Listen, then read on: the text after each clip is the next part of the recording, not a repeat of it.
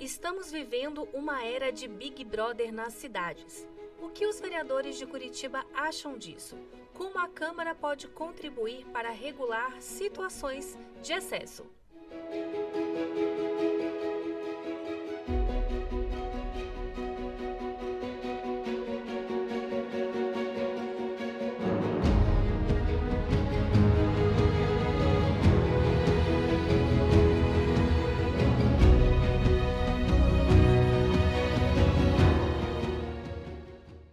Seja bem-vindo, seja bem-vinda à primeira temporada do Respeito. Esse programa é inspirado na Comissão de Direitos Humanos, Defesa da Cidadania, Segurança Pública e Minorias.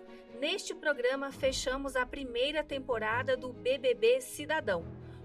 Como o título indica, nós falamos sobre o uso da tecnologia na segurança pública, analisando os lados positivos e negativos dessa nova realidade. E para esse bate-papo final, temos a presença dos vereadores que integram esta comissão. Eu saúdo aqui primeiro a vereadora Sargento Tânia Guerreiro. Obrigada pela presença. Eu que agradeço a oportunidade de estar aqui, trazendo informações para a população. Eu agradeço também a participação da vereadora Georgia Prates. Eu que agradeço, boa tarde a todos e todas. Estou muito feliz de estar aqui, acho que é bem importante a gente ter esse espaço para poder falar sobre o que a gente pensa. Também agradeço a presença do vereador Márcio Barros. Eu agradeço também essa grande oportunidade de discutir esse tema. Antes da gente começar, eu queria lembrar vocês que nos assistem aqui no YouTube da Câmara para favoritar a gente. Assim você consegue encontrar os outros episódios do BBB Cidadão e também os outros programas sobre temas importantes de Curitiba, podcasts de entrevistas e também de entretenimento. Aí eu queria trazer para vocês agora, gente, os temas que a gente vai tratar. Como a gente estava falando nos bastidores, a gente já recebeu alguns convidados aqui no podcast para falar dentro do tema desta temporada do Respeito, né? E aí eu quero tratar com vocês algumas perguntas, e aí a gente vai fazer algumas rodadas aqui. A primeira é: qual a opinião de vocês sobre o uso das novas tecnologias para a segurança pública? Começando com a vereadora Sargento. Eu acho de extrema importância, nós fizemos um levantamento aqui do uso de câmera nos uniformes da Polícia Militar do Brasil todo. Infelizmente, não são todos os estados que adotaram esse sistema. Nós temos Minas Gerais, Pará, Rio de Janeiro, Santa Catarina e São Paulo. E, mesmo assim, esses estados não estão com 100% do efetivo usando as câmeras. Por exemplo, o Rio de Janeiro tem 51.714 policiais no seu efetivo. O Rio de Janeiro possui uma taxa de letalidade de 8,3 mortes decorrente da intervenção policial a cada 100 mil habitantes em 2022. O estado é o terceiro colocado em um levantamento realizado pelo Fórum de Segurança Pública, divulgado em julho. Tá? O Pará, por exemplo, tem 32.500 policiais. É o quinto estado com mais alta taxa de letalidade policial do Brasil. O estado possui 7,7 mortes decorrentes de intervenção policial a cada 100 mil habitantes no ano de 2022, que foi o último levantamento que foi feito.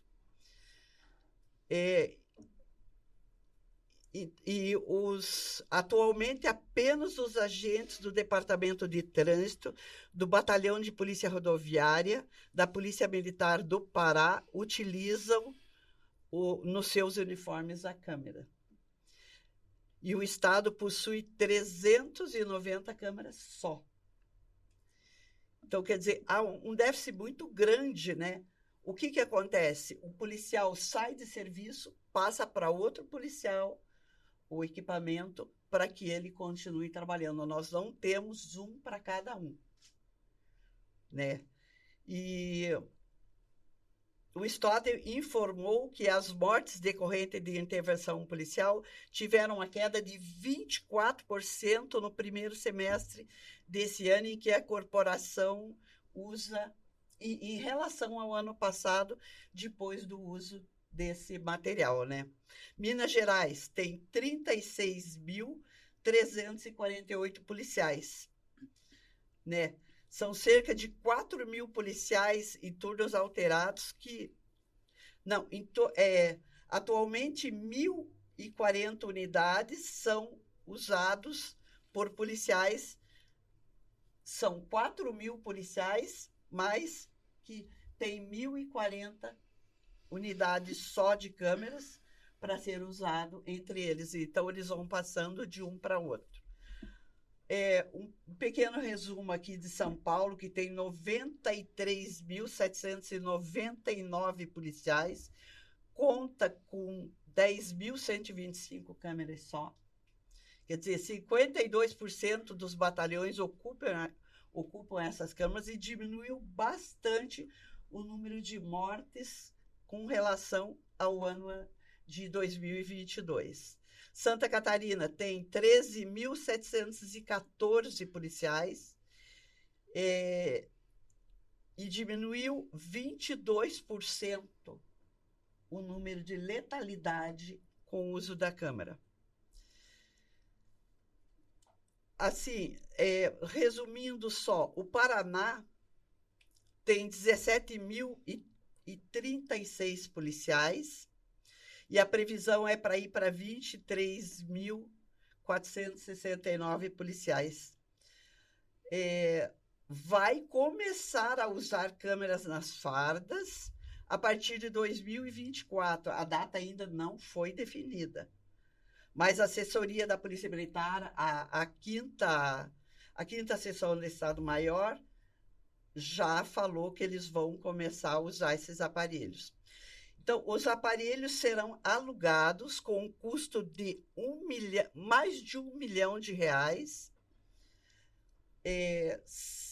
ou 84 mil por mês eles vão gastar. A polícia assinou, no ano de 2023, um contrato com uma empresa de Goiás que vai fornecer esses dados.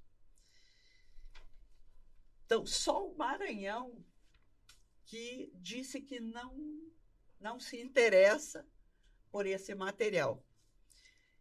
E daí, e mais 6 estados que ainda não se manifestaram também, que não utilizam as câmeras nos seus uniformes. Então, na sua avaliação, é importante que as polícias elas tenham as câmeras acopladas nos seus uniformes. Eu acho de extrema importância pelo seguinte: é muito fácil nos acusar de coisas que nós não fizemos. E é muito fácil também o policial perder a cabeça na hora de uma abordagem. Eu fui 35 anos da Polícia Militar. E a gente está ali, a adrenalina está a 1000. E se você tem algo que possa ser usado para você ou contra você, é de extrema importância. Eu posso dizer que eu abordei alguém e que abordei da forma que nós somos treinados, e posso também, de repente, cometer algum excesso. Isso aí eu vou ter que responder. E eu não sou contra. Nós estamos aqui para fazer com que a lei seja empregada. E nós não estamos aqui para cometer excesso. E esse equipamento veio para nos ajudar, tanto a nós quanto a população que é abordada por nós. Certo, vereadora. Márcio, você concorda com isso? Eu acho que essa relação, a gente precisa dividir as questões das câmeras, né? Então, a gente tem essa questão da câmera corporal, que eu acho ela tem um papel fundamental para garantir a segurança de quem está sendo abordado e também garantir que aquele policial faça realmente aquilo que lhe compete e não haja excessos. Mas falando também das câmeras da cidade como um todo, elas são fundamentais. Eu entendo que os exemplos que a gente segue aqui da muralha digital seguem como referência a Londres, né, que é uma das cidades mais vigiadas do mundo. E os vídeos que a gente viu das pessoas sendo monitoradas pela cidade mostram a importância disso em caso de um crime.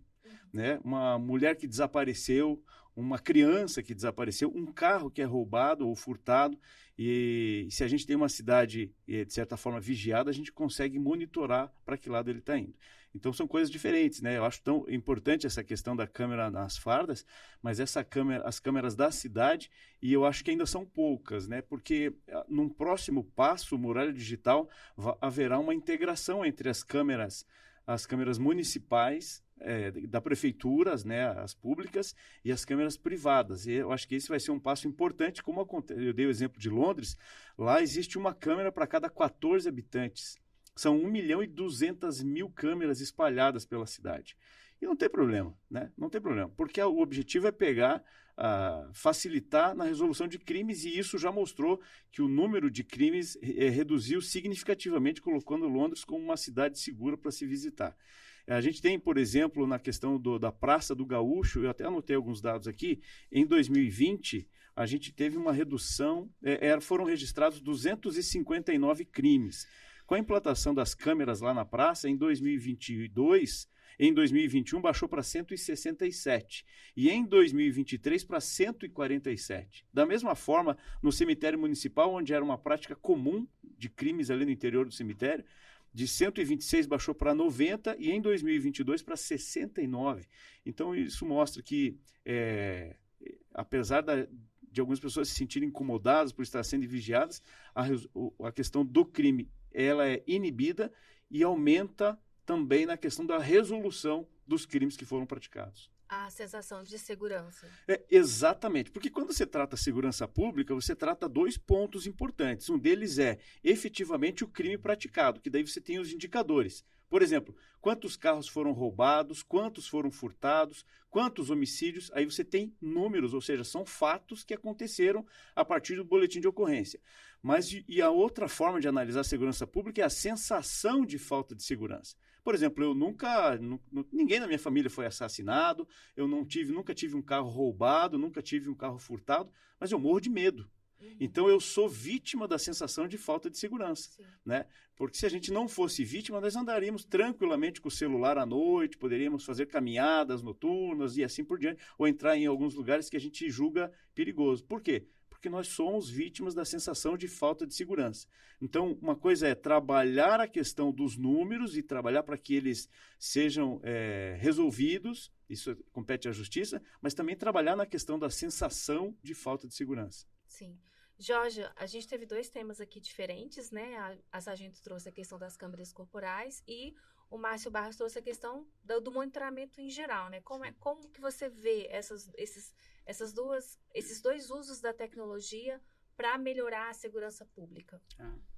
Bom, eu vejo, na verdade, assim, com muitos pontos, né, que eu concordo aqui, mas também tem outras questões que a gente sempre precisa levantar. Né? Se a gente fala de uma cidade que hoje já tem, né, através do hipervisor, vários serviços que chamam de serviços inteligentes, né? E aí tem a questão do itinerário dos ônibus e tudo que se acompanha pelo aplicativo. Tem outros serviços ali como também fazer, né, a compra do E-Star pelo aplicativo também, sim, enfim, vários, né? Além também de quase 1,3 mil sinaleiros que a gente encontra na cidade que estão, né, sendo monitorados ali através desse hipervisor, enfim, tudo mais. E quando a gente fala da segurança pública, eu acho que o Márcio ele já aponta bem a questão da vítimas, né, da sensação de falta de segurança. E aí a gente leva o debate sempre para esse lugar, né? A vitimização, as pessoas se sentirem vítimas, né? Não tenho segurança, não estou. Mas aí tem outros debates que precisam ser feitos, né? Concordo com a vereadora Tânia e também com o vereador Márcio, mas tem outras questões que nós precisamos levantar. Nós temos hoje na cidade vários pontos, aí quase 1,9 mil pontos estratégicos, né, de câmeras espalhadas pela cidade, isso em bairros, praças, parques, né, nos prédios públicos, enfim, em vários lugares nós temos essas câmeras, e eu não me lembro, por exemplo, do dia em que nós tivemos um debate público sobre isso, né, que toda a população tivesse sido conscientizada do uso, tivesse, de fato, autorizado esse uso, né, eu acho que aí já parte desse lugar, né, assim, acho que todo mundo teria que estar muito ciente do que está acontecendo, porque nós estamos, sim, passando por um processo além desse, né, dessa sensação, né, de sermos vítimas da ausência, né, de segurança, mas nós também temos esse lugar de sabermos que nós estamos, de qualquer forma, como, né, o tempo todo sendo vigiados. Então, sai de um lugar para outro, o tempo todo você está sendo assistido. Nós não sabemos quem mantém essas imagens, como elas são controladas, para quem que elas vão, como vão, embora tenha, né, uma regularização, que é uma regra geral ali para regularizar. Mas existem várias questões que nós precisamos levantar sobre isso. Até mesmo o vereador Márcio, ele já aponta, né, essa questão de que há uma diminuição da criminalização, por um lado, porém, por outro, há também, né, esse aumento de pessoas que acabam sendo presas e que são, né, identificadas de maneira errônea, porque dentro desse hipervisor urbano nós temos, como ele visitou, a muralha digital. E a muralha digital, ela não reconhece, né, de forma assertiva pessoas negras, pessoas asiáticas, latinas e pessoas trans. Então, existe também uma falha nesse sistema, né? E essa falha do sistema, nós também precisamos falar sobre isso de uma maneira muito intensa para que a gente possa realmente se sentir. Porque, por um lado, uma parte da população, entre muitas aspas, se sente segura e a outra parte se coloca realmente num lugar total de insegurança. Né? Total de segurança. Por exemplo, eu não sei quando e se eu posso, de repente, estar andando na rua e uma câmera me confundir com uma criminosa. Né? Então, assim, a segurança de fato é para quem? Então, essa ausência, né, ou melhor, essa falta de se sentir, né, estar com uma segurança pública, ela vai para quem de fato, né? Para qual parte da população? Porque de fato não existe, assim como a vereadora Tânia bem apontou. Aí falando, né, dessa questão da segurança das câmeras corporais, ela é realmente importantíssima, né? Tanto para a proteção do agente público como também para o cidadão, né? Mas de toda forma, a gente tem sempre esse lugar de que essas pessoas envolvidas, elas estão bem informadas. Existem várias questões, né, que tanto, né, os agentes públicos levantam da questão da privacidade, como também a questão das pessoas, né, que é importantíssimo, sim, para a diminuição da violência, né, porque não existe mesmo de nenhum lado segurança pública que seja pautada na violência e na morte, né? Não existe. Então, a gente tem muitas questões para se levantar nesses debates. Eu acho que até agora nós já temos tudo isso implementado, nós estamos tendo uma cidade que está utilizando isso fortemente, até se colocando como uma cidade inteligente, mas esse debate com a população, de fato, eu acho que ainda não foi feito, e também a importância de saber de verdade o que acontece através disso tudo. Mas para além desses sistemas de monitoramento do muralha digital, do hipervisor, das câmeras corporais, né, que já são utilizadas pela Guarda Municipal, por exemplo. Inclusive, tem um projeto de lei tramitando aqui novamente para tentar regulamentar isso como uma política de Estado. Existem também as câmeras que nós carregamos nos nossos bolsos todos os dias, né? Que são os celulares, que eles estão em todas as partes, né? Inclusive, a gente tem essa sensação de que não tem privacidade mais. Você pode estar na rua, participando de alguma situação ali até inusitada, e tem alguém que pode estar te filmando, né, com o celular, e vai parar numa rede social, por exemplo, né? E eu queria saber de vocês isso. Se a gente tem ou não tem privacidade hoje também com relação aos celulares, começando agora pela Georgia. Acho que nesse mundo digital nada mais tá assim, né? A gente tem essa expansão da internet, obviamente tudo vai seguindo esse ritmo muito acelerado. E por isso essa importância de ter um debate na sociedade sobre isso o tempo todo, porque a gente precisa, assim, regulamentar tanto o uso também da imagem das pessoas em todos os setores, né? Seja no momento em que a pessoa pega o celular ou no momento que ela está andando na rua também, né? Para não se sentir, de toda forma, vigiada por todos os lados, né? Mas eu acho que a tendência disso, eu acho que é esse o maior problema, a gente não debater isso como tem que ser debatido, né? A gente está criando, e obviamente esse é um processo digital que entrou em aceleração, desculpe, está indo, né? Então, se a gente não parar para sentar e para ver o que a gente está fazendo aqui agora, eu acho que lá na frente a gente pode ter problemas muito sérios, né? A gente tem, como eu falei, mais de 1,9 mil pontos pela cidade, né? Então, você imagina que se você está sendo vigiado já pela cidade o tempo todo, também as pessoas ao seu redor também, né, possível ele levantar e rapidamente vai parar na internet, você perde controle sobre tudo, sendo aquilo verdade ou não. Então, assim, é realmente muito preocupante. Então, na sociedade, a gente precisa ter um debate muito sincero, e ele tem que partir, né, obviamente, dos dirigentes, das pessoas, dos representantes da sociedade, esse debate com muita franqueza, porque nós temos que ter, né, e saber quais são, né, esses limites e de que forma a gente pode regular isso. Eu acho que a vereadora Jorge tem razão, a gente precisa ampliar esse debate, mas há algo bem importante que a gente precisa pontuar, que existe o público e o privado, né? Então, veja, aqui dentro da Câmara nós estamos no privado, ali na rua é o público. Se você sabe que existe uma câmera filmando na praça, 60 metros de altura, 50 metros de altura, já se pressupõe que aquilo é público. Agora, se eu, com o meu celular, que é privado, filmar uma imagem de alguma outra pessoa, eu corro o risco de responder juridicamente. Então, mas assim, isso tudo é muito... Não sei se a gente pode dizer achismo, né? Mas é baseado no que a gente imagina de outras jurisprudências, tal, com relação à LGPD. Mas eu acho que o debate tem que ser ampliado mesmo para a gente entender, não, isso é e isso não é. Porque, como eu disse, se a gente sabe e a gente espera isso, né? Então, por exemplo, eu estacionei meu carro ali na frente do hotel do outro lado da rua. Roubaram ou furtaram o carro. Eu fico louco se aquela câmera que está ali na praça não pegar essa imagem. Agora, se de repente pega alguma coisa que não devia, aí eu fico constrangido. Então, a gente tem que ver quais são os limites. Pode ou não pode, né? O que a gente imagina disso tudo. Mas aí a gente vai decidir isso através do debate. Sargento, com relação a essas imagens de câmeras, eu queria puxar um pouquinho pro lado da sua experiência mesmo. Elas ajudam, por exemplo, nas investigações, né? A tentar saber se aquele suspeito pode estar envolvido nos casos que você tem mais experiência ali, casos de pedofilia, por exemplo? Olha, eu queria que essas câmeras tivessem existido há 30, 35 anos atrás. Eu fiquei 35 anos na Polícia Militar. Quantos casos de criança desaparecida poderia ter resolvido? Quanto isso ia me ajudar? Quanto isso iria fazer com que as famílias não sofressem tanto?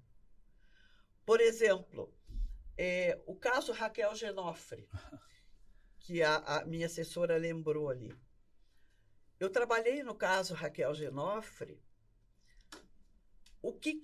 Nós não tínhamos informação nenhuma, absolutamente nenhuma da menina. A última imagem que naquele tempo não tinha, era novidade uma câmera no comércio. A última imagem que eu tive da Raquel Genofre, quando ela olha para os dois lados da Rua Voluntários da Pátria e atravessa.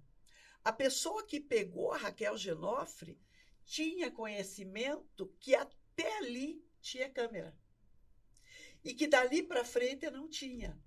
E ela foi agir dali para frente. Por quê?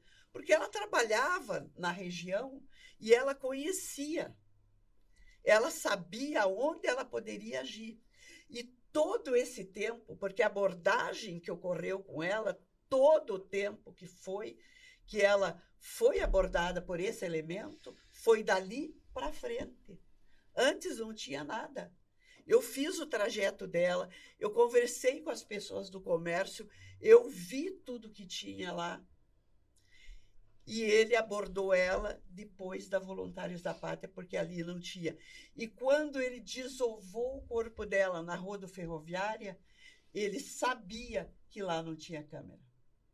Então, quer dizer, nos prejudica muito. Nós levamos 20 anos para descobrir quem fez isso. E só descobrimos porque a mesma pessoa, com o mesmo modus operandi, caiu em outro estado com o mesmo tipo de crime. Quer dizer, para mim, as câmeras seria, meu Deus do céu, quanta família hoje não estaria chorando a ausência de um filho que foi levado. Nós tivemos também um caso que eu atuei no sudoeste do Paraná, uma menina que desapareceu e foi encontrada morta, enterrada em posição fetal, em uma cova rasa, e ninguém sabia quem. Só que é no interior do interior, um lugar pequeno, em um bairro, que nas investigações nós conseguimos uma câmera de muito longe, filmou, deu para perceber que era um carro que parou, a pessoa colocou a mão para fora e fez assim, e ela atravessou a rua e sentou no banco de trás do carro. E aí nós fomos investigar, era o vizinho dela. Ele pegou ela a caminho da escola, estuprou e matou. E enterrou. Se não tivesse aquela câmera, por mais ruim que estava aquela imagem. Nós não saberíamos nunca quem fez isso. Era mais um caso que nós não... Era insolúvel. O caso dos meninos da praia, das 2 crianças de lá. Se na época tivesse, foi uma época que tinha muita gente. Se naquela época nós tivéssemos essa oportunidade, nós teríamos muita coisa boa hoje. Muita gente presa e sem... Não tem contra fatos, não tem argumento. Eu tive um caso também de uma avó com 2 crianças de 3 anos, que ela desconfiava que o avô estava abusando. E ela não tinha como saber, porque a criança, por ser muito pequena, não entende que aquilo é um abuso. Ela entende aquilo como carinho. O que essa avó fez? Colocou uma câmerazinha escondida no quarto. Enquanto ela fazia comida na cozinha, ele estava com as crianças no quarto assistindo televisão. E todas conversando muito alto, mas ele conversava com uma enquanto ele abusava da outra. E a filmagem desta avó foi a prova que precisava para a prisão dele. E atualmente, agora, semana passada, eu atendi um caso de uma menina de 15 anos que desapareceu. E a mãe desesperada, a família toda desesperada. A gente foi atrás das câmeras e vimos que ela entrou em um carro de aplicativo. Aí fomos, através das ruas, ela desceu na rodoviária. E de lá da rodoviária nós percebemos onde ela foi. Dali ela viajou 6.000 quilômetros, mas foi localizada. Graças a Deus por essas câmeras. Eu não vejo nada de errado nessas câmeras. Para mim, tinha que ter em todos os lugares. Porque, para mim, a pauta, que é criança desaparecida, criança em situação de risco e crime, de um modo geral, fechou. É a melhor coisa que tem essas câmeras. Agora, vou interromper um pouquinho, a gente vai falar um pouquinho sobre o hipervisor urbano, que vocês já mencionaram aqui durante o nosso bate-papo. Ele é tido como uma ferramenta muito poderosa de vigilância, né? E uma pergunta importante, lembrando até da lição que aparece lá no filme do Homem-Aranha, é que grandes poderes exigem grandes responsabilidades. Assim sendo, quem é que vigia o vigilante? A pergunta é boa, mas eu acho que tudo isso volta, né, mais ou menos no início da nossa conversa aqui. Porque se a gente não confiar em quem... A gente perde a noção das coisas. Então, alguém tem que ter o controle disso tudo. É por isso que a gente vota, por isso que a gente elege. Né? A gente tem que ter confiança. Se a gente não confiar, acabou a sociedade. Né? O hipervisor ele tem essa função, mas eu acho que acima de ser fiscalizado, é a possibilidade que a gente tem de ter indicadores, não só dessa questão da vigilância, mas de toda a cidade como um todo, né? E você tendo indicadores, você age e consegue tomar ações mais assertivas. Seja na questão das pessoas em situação de rua, seja na questão da mobilidade urbana, como a vereadora falou, e outras coisas mais. Mas principalmente nessa questão da segurança pública, né? Quando você tem indicadores, você consegue ser mais assertivo, economiza dinheiro e deixa a política pública mais eficiente. Né? Você concorda, Jorge? Eu concordo de novo até certo ponto, assim, porque eu acho que, na verdade, a gente tem também que pensar nessa criminalização da pobreza que existe hoje na sociedade, sabe? E aí eu acho que é um lugar em que se torna, né, poderosa para quem, de novo, né? Se a gente tem corpos que estão expostos a essa violência, que também é feita através da segurança pública, então a gente não tem uma segurança que é feita mesmo com justiça, né? Então, aí nesse lugar, eu acho que a gente tem que, de novo, pensar que o debate tem que se ampliar, né? Porque, assim, por mais que a gente queira confiar também, enquanto população negra, enquanto população periférica, nesses espaços que estão postos para a sociedade como um todo, né? E também nesse imaginário que se cria através disso, a gente também tem que pensar que, na realidade, as coisas não acontecem dessa forma.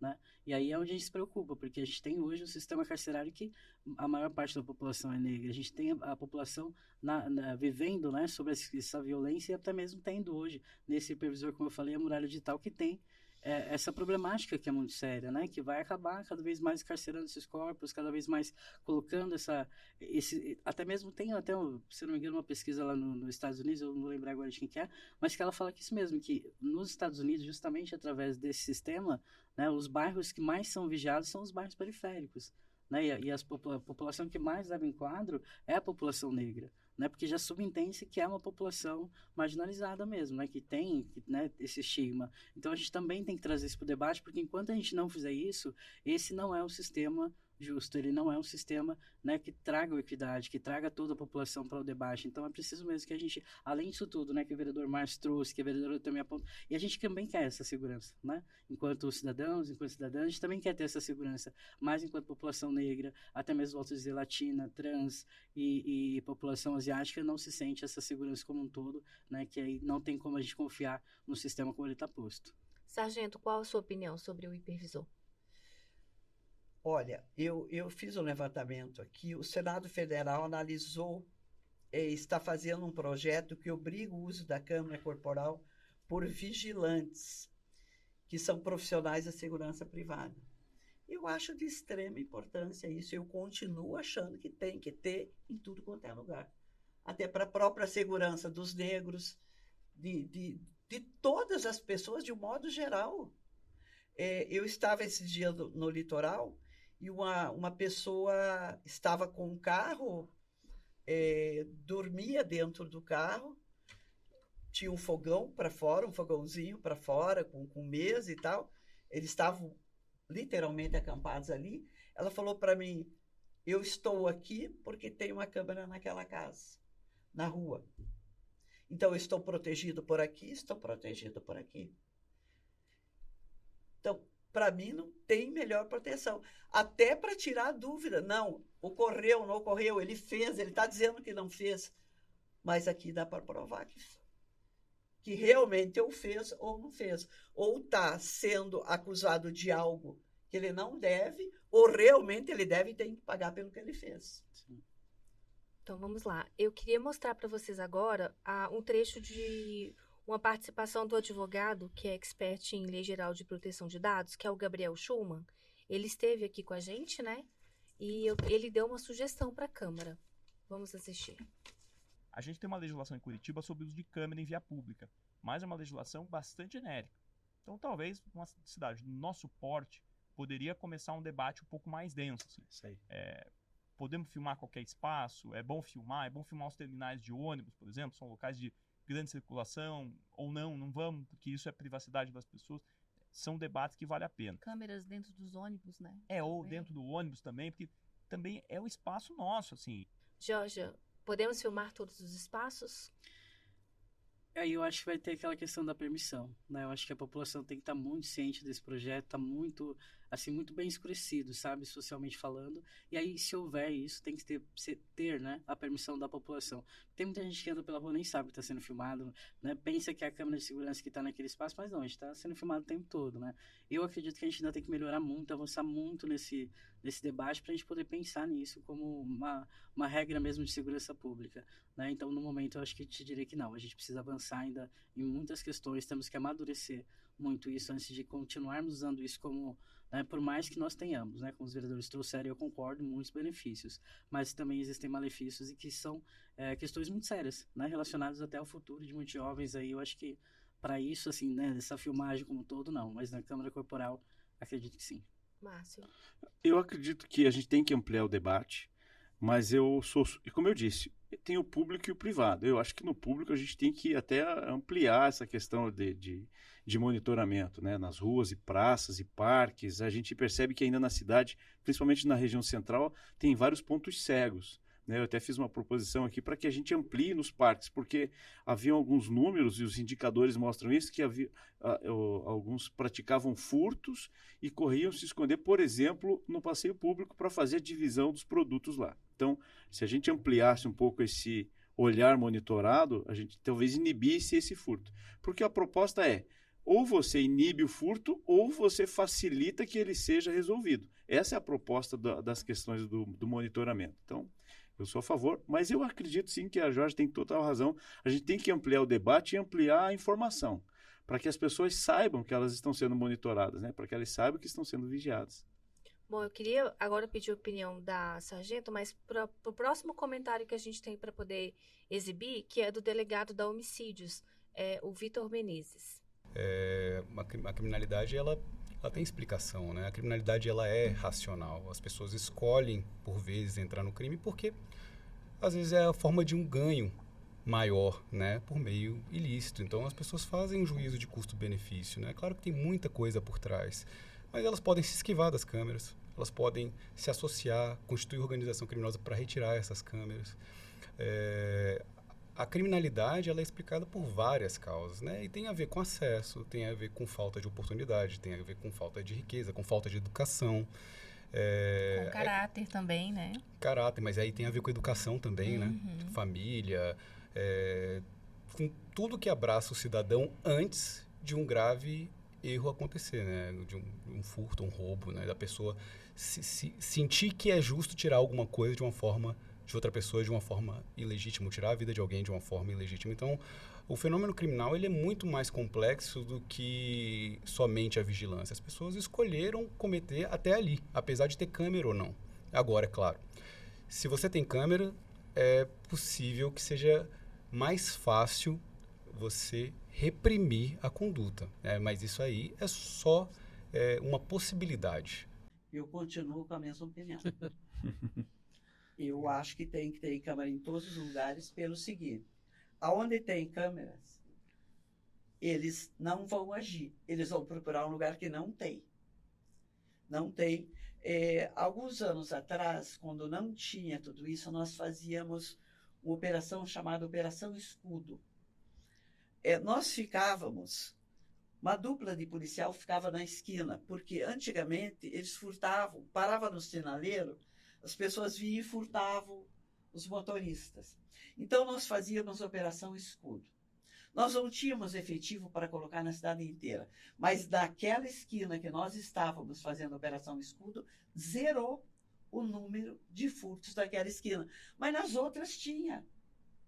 Quer dizer, eles deixavam de agir ali e iam agir na outra. Câmara é a mesma coisa. Eles deixam de agir, por exemplo, perto aqui do shopping, mas vão agir lá atrás. Então tem que ter em todos. É o que o Márcio falou. No passeio público não tinha, eles iam lá para dividir o material do furto. Tem que ter em todos os lugares, inclusive dentro das escolas. Eu tenho muitos problemas dentro das escolas. Peguei atualmente um problema seríssimo. Tem câmeras em alguns lugares, mas a pessoa mal intencionada vai atrás lá do arbusto, lá fora, agir com a criança eu estou falando na área de abuso sexual. Então, tem que ter em todos os lugares. Não nos banheiros, é claro, porque daí não pode, mas fora isso, uma tem que encontrar com a outra e ficar com a imagem só. A minha pauta, veja bem, a minha pauta é na criminalidade. E a criminalidade não vai agir enquanto está a luz das câmeras. Não vai agir. Ela vai agir só onde ela não é flagrada, onde ela vai ficar escondida, onde ela vai ficar protegida. Márcio. Eu concordo com a vereadora Tânia e o delegado, eu acho que ele foi muito feliz na fala dele ali, porque ele disse que são possibilidades, né? Porque o crime ele tem vários motivos. Tem a falta de riqueza, tem a falta de oportunidade, outras coisas mais. Mas se existe a câmera, e ele finalizou dizendo que é uma possibilidade de evitar que o crime aconteça. Sim. E a gente trabalha com essas possibilidades. Se existe essa possibilidade de evitar que o crime aconteça, nós já avançamos, né? Porque é melhor evitar que ele aconteça do que depois ter que resolver mais um crime, mais um inquérito policial, mais um processo e assim por diante. Jorge. Então, eu até achei muito importante mesmo que o delegado Vitor trouxe, porque ele fala também sobre essa questão de ser uma, mas não a única, né?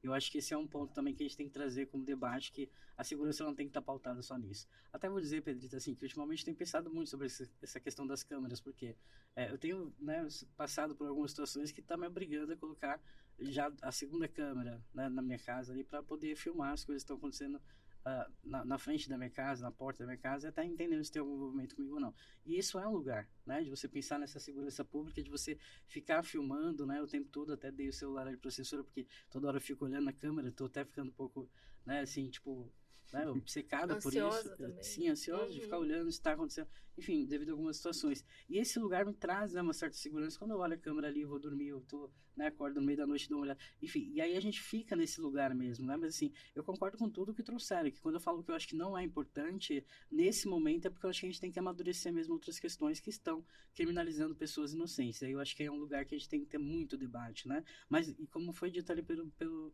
delegado, não é a única possibilidade, é uma das, né? É óbvio que aí, como a vereadora Tânia trouxe em exemplos muitos aí, que quando tem esse, né, acontece o crime e você tem as possibilidades de observar as câmeras e você vê, né, o caminho que a pessoa fez, o que traçou, é importantíssimo. A gente vê isso hoje direto nas reportagens, né? E é muito importante. A pessoa foi vista pela última vez aqui, virou rua tal. A gente tem tudo isso como dados, como importância para, né, solucionar, no caso, um crime ou até mesmo, talvez, como ele disse, evitar, talvez, né? Mas não é o único debate que a gente precisa fazer. Temos outras possibilidades também, mas principalmente eu acho que uma educação social é importante, que eu bato muito nessa tecla, e também sanarmos essas questões para que, de fato, todas as medidas de inteligência que a gente vai utilizar, né, daqui para frente, que não temos mais, né, não vamos voltar para trás, vamos sempre para frente, que elas possam ser realmente justas, né, e que possam servir a toda a sociedade, que alguns grupos não fiquem, né, prejudicados por conta disso. Então, acho que é muito importante sempre esse debate, mas cada vez mais melhorar esse serviço antes de colocá-los como a única opção para a segurança pública. Certo. Agora eu queria trazer a opinião do Davi Rogério, que ele é um profissional de marketing e ele é influencer digital. Ele estava aqui também num dos nossos bate-papos, né, dentro do programa, e ele tem a página Morar em Curitiba no Instagram e no YouTube. Cidade mais segura para as mulheres. Então, se você tiver mais iluminação, se tiver... Quer ver uma coisa que tem em São Paulo, que eu acho que é interessante, que é o ônibus, à noite, a partir das 20 horas, ele pode parar, não precisa parar no ponto, mas que ele deixe mais próximo. Você pode me deixar ali na esquina? Isso não existe aqui. E a gente pode... Mas já foi trazido esse debate aqui. Eu já ouvi, já presenciei em plenário, vereadores tratando desse assunto, que o ônibus pare no local que a passageira pedir para ele parar para que ela desça. Então vamos começar agora com a Georgia. Eu sou de São Paulo, né? Então posso dizer bem. E é fato mesmo ali, né? Em São Paulo a gente tem... Enfim, é uma cidade que está, né, bastante caótica em vários pontos. E a gente tem essa possibilidade mesmo de pedir, olha, eu quero ficar ali um pouco, em um lugar onde tem um pouco mais de luz, né? Onde eu me sinta um pouco mais segura. Enfim, as mulheres também, principalmente, fazem muito isso em São Paulo. E tem essa possibilidade. Eu acho que aqui a gente tem que pensar outros meios, né? Como eu havia falado antes, sim. A gente tem várias questões a se pensar, né? O delegado bem colocou, os crimes são múltiplos, são muitas, né, as faces dos crimes que acontecem na sociedade. Então a gente tem que pensar de uma forma mais ampla também. Essa é uma das possibilidades, né? Não só, e também não vai resolver tudo, mas sim, é importante que a gente pense questões como essa, porque o corpo seguro, né? A pessoa precisa se perceber em segurança. E também, às vezes, é ela mesma que pode dizer como. Então, por isso que eu volto a dizer, sempre ouvindo a população, é a melhor forma de a gente pensar políticas públicas de fato. Sargento? Eu concordo com a Georgia, a gente tem que ouvir a população, mas eu acho de extrema importância o que ele falou e como você abordou eles. Nós já tínhamos falado sobre esse assunto, sobre parar antes ou parar depois, porque a pessoa que está utilizando, depende do horário que ela está retornando, ou que ela vai apanhar ônibus, ela precisa dessa segurança, né? Dependendo do lugar que ela mora. Então, eu concordo com o que a Georgia falou e eu acho que nós tínhamos, sim, que estabelecer um horário para que o ônibus não parasse somente no ponto de ônibus, e sim aonde a pessoa precisa descer ou onde ela precisa apanhar o ônibus para que ela não circule sozinha para a gente. Eu acho que evitaria muitos problemas, muitas vidas ceifadas aí por gente que fica aí só esperando a oportunidade, porque o marginal, ele é oportunista. Ele sai para cometer o crime. Se ele tiver a possibilidade, ele não vai desperdiçar a chance. E se a gente puder evitar, eu acho de extrema importância. Para finalizar, Márcio. Bem, a gente vive numa cidade, ou melhor, num mundo em transformação, né? São possibilidades que eu não vejo problema nenhum. Quando a gente fala em segurança também, isso influencia em outras coisas que não somente essa questão do cidadão que vive aqui, Mas, por exemplo, quando você fala que Curitiba é uma cidade segura, na hora do turista escolher um destino, isso é fundamental. Eu, por exemplo, eu olho isso quando eu vou fazer uma viagem. Puxa, mas aqui a gente não pode andar à noite, aqui a gente tem que ter cuidado e tal. Então, isso impacta também nesse mercado do turismo. Por exemplo, eu vi agora, a Jorge estava falando de São Paulo, e tem um projeto muito interessante lá chamado Ponto Amigo. Não sei se vocês chegaram a ver. Por exemplo, se tem uma mulher no ponto de ônibus à noite, não sei se é a partir das 10 horas da noite, vamos pensar nos nossos pontos de ônibus que tem aquele um backlight, né? Ela pode apertar ali, ela conversa com uma atendente, ela pode, através daquele contato ali, acionar, por exemplo, 190 ou acionar o SIAT, se ela presenciar alguma coisa. Então, são tecnologias e a gente tem que utilizar isso a nosso favor, né? São possibilidades hoje muito mais viáveis do que a gente tinha no passado. E é uma chamada de vídeo, né? Chamada de vídeo. Com ela no ponto de ônibus até as 5 da manhã. Até as 5 da manhã. Então fica registrando ali para dar segurança realmente, é como né, se ela tivesse com a pessoa aqui do lado, né? Daí acontece alguma coisa, a pessoa mesmo já aciona a polícia e tudo bem. Isso é de extrema importância. Nós poderíamos trazer para nossa cidade inteligente, né? Que é a cidade mais inteligente do mundo. Então a gente precisa trabalhar em cima disso. Eu acho que esse é um papel nosso como vereador dessa cidade e como da Comissão, né, de Direitos Humanos. Sim. Eu acho que há a possibilidade aí da gente trabalhar em cima disso e trazer para a nossa... São sugestões que a gente pode levar para o executivo, né? Mas como eu disse, o mundo está em transformação. Há poucos anos a gente não imaginava que ia ter essa possibilidade de conversar por vídeo com uma pessoa no ponto de ônibus, né? Isso é coisa do filme dos Jetsons, né? Hoje não, hoje a gente tem ali acesso fácil, rápido e com N possibilidades que a gente nem imagina ainda. Daqui para frente vai ter mais, né? A evolução exigiu mudança, né? Nós temos que acompanhar. Eu acho. Então tá bom, gente, muito obrigada pela presença de vocês. Foi fundamental a gente poder ter esse bate-papo final sobre a política municipal de segurança pública de Curitiba. E eu reforço o pedido para você se inscrever no nosso canal do YouTube. Também é possível escutar o programa em outros canais, como o Spotify. Siga a gente também nas outras redes sociais, como o Instagram, TikTok, o Twitter, que hoje é conhecido como X. Basta procurar a @Câmara de Curitiba, que você vai encontrar a gente por lá. Um abraço e até a próxima!